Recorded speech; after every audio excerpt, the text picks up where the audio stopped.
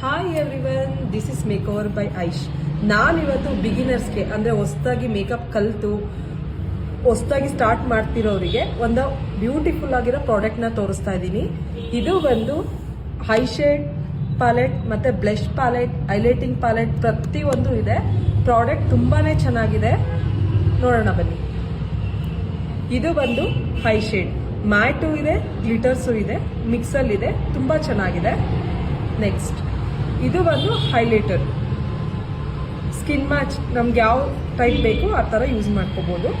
ಇದು ಬಂದು ಬ್ಲಷು ಅಷ್ಟೇ ತುಂಬ ಅಂದರೆ ತುಂಬಾ ಚೆನ್ನಾಗಿದೆ.